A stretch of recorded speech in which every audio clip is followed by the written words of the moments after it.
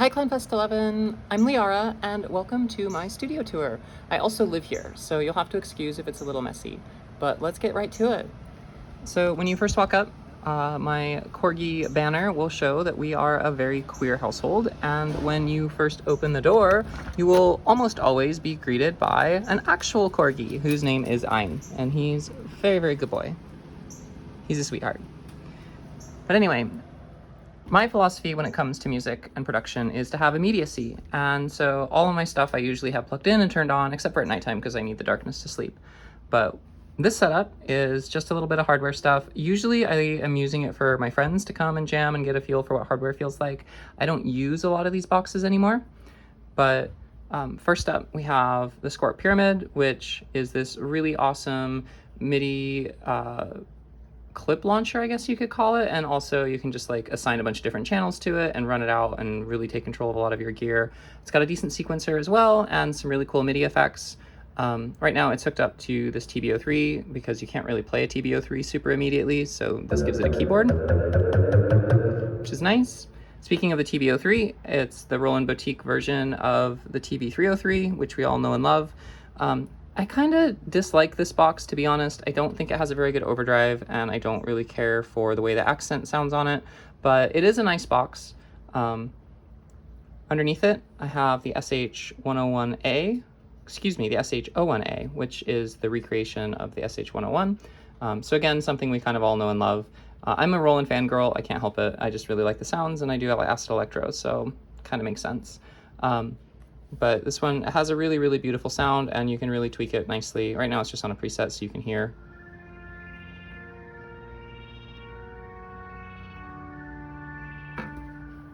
And then it's running through this Allen & Heath Z12 Effects, which is a little live PA mixer.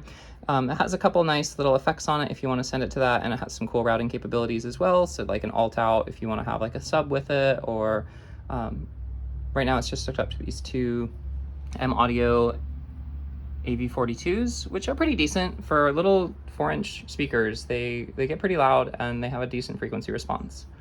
The other box that I have on this immediate setup is the MC707, which is a groove box that has a lot of really cool capabilities. Again, I don't really use it these days, but you can make some fun sounds. Just an example. It's also got this like Ableton style clip launcher.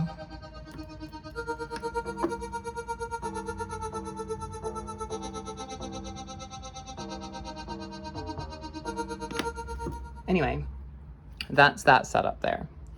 And then we have my main music production desk and all my Foxes and my decorations. So I use Pro Tools as a DAW, and I'm kind of traditional in how I use DAWs in that I'm not using them honestly for a lot of their capabilities. I'm using it as a tape machine. And the reason I do Pro Tools is because it has really good automation recording. And the VSTs I use, I all map to the System 8. And so it's almost like I'm just playing hardware in a digital format because I'm still using all the hands-on stuff. And if they're like hardware sequencers, say if I'm like using a TR-808, I'm actually programming it on the 808 and then recording it as audio and then chopping the audio up instead of like using a piano roll. As far as routing goes for this computer, my interface, I have two of them. I use a Universal Audio X4 as my kind of hands-on. I can control how loud stuff is, and I can also do like a little dipping on it if I need to just like dim it for a second, or I can put it into mono because it's kind of a slave to the X16, which I'll show you in a second.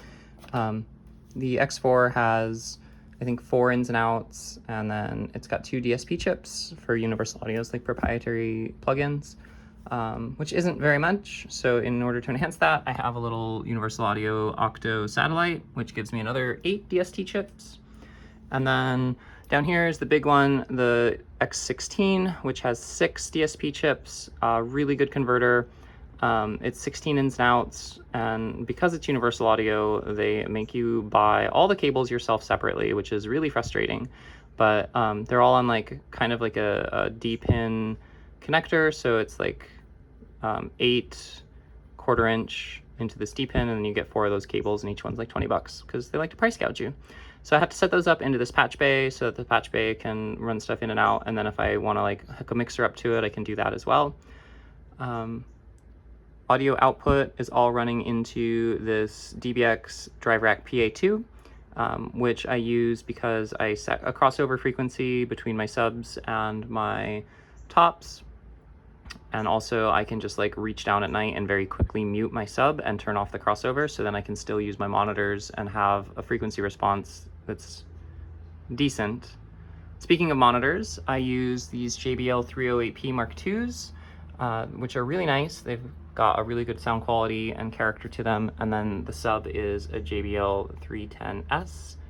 And then that's my desktop. She's a big boy. She's got an i9-11900K, a NVIDIA GTX 1080, 16 gigs of RAM, which I need to upgrade, and then a 1 terabyte SSD NVMe drive. Next on this rack unit is the Motu MIDI Express XT, which is got 8 MIDI channel in and outs, as well as like software that you can route it so that your computer can be talking to everything, so you can really sync everything up and have clock sync and record MIDI if you want to. So that's really nice. I don't use it a lot, but it's there, it's available.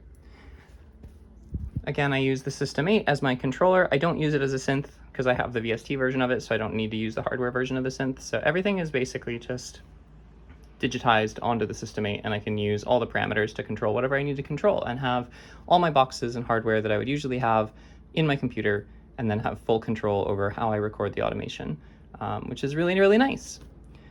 For DJ equipment, I have 2 Pioneer XTJ 1000 Mark IIs. They're really, really nice. They're not too expensive, and they don't have all the bells and whistles of the CDJ 3000s, but I honestly don't need a lot of those features, so that's cool. I keep everything pretty well hooked up, and I'll just play you a quick little track so you can see what it sounds like. This is one of the ones I made. It's on an EP called When an Angel Takes Acid, and the song title is literally just some fucking bleep bloops. But it is attached to the Zone 92, which I love. My main feature that I love about the Zone 92 is its filters and the LFO that you can attach to the filter to just get some really cool movement, and it just sounds really nice. The analog stuff that I like to use for vinyl, I have Tech 1200 Mark IIs. I want to get a DVS set up someday, but I don't have one yet. We'll fix that eventually. Once again, those are all my foxes, because I'm a fox. I'm also a goddess, which is why I have an altar, which is right here. My space, I really like aesthetics. It makes creation a lot easier, and it makes just feeling comfortable.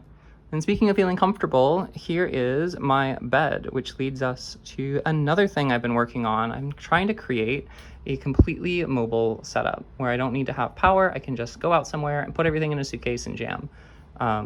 Right now it's hooked up to this KC400, which is a nice little keyboard amp that's got some decent like 4-channel capability mixing, and it has a good sound profile.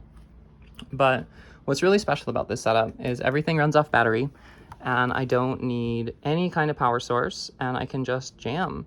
So I use these Roland compacts, the T8, which is a bunch of the different Roland drum sounds. I think it's the 808 kick, the 606 hats and snare, and then a 909 clap, and I can't remember what the tom is from. I think it's 808 tom. And then it also has a TB03 in it, and it's honestly the best TB03 emulation that I've heard Roland make. It's super, super lovely. Next to it is the S1, which is a better version of the SH101 because it's got 4-voice polyphony and a couple new wave shapes, as well as the ability to draw in some wave shapes, which is really cool. And you can have up to 8 lanes of motion recording, which is really cool.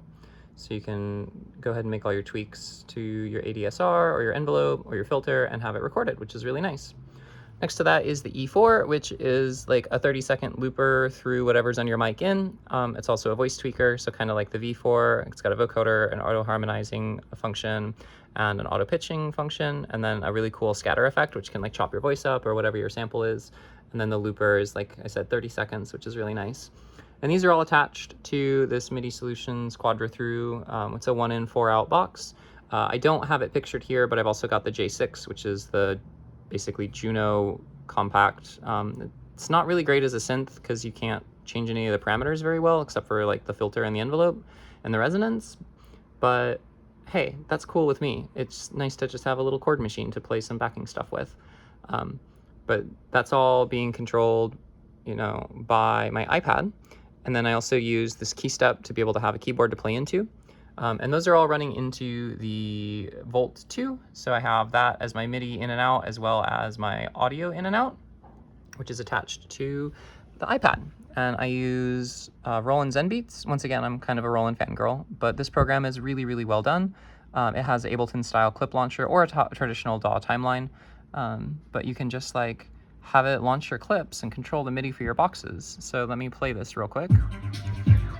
And then while that's all going, I can just like be free to tweak.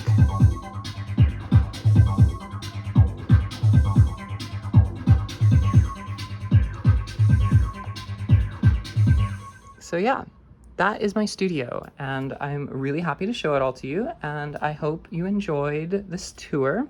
If you're ever in the States and in Iowa, in Iowa City specifically, come say hello. I would love to have you over and make music with you. And my puppy would also like to say hello. But take care, CLOWNFEST. Goodbye.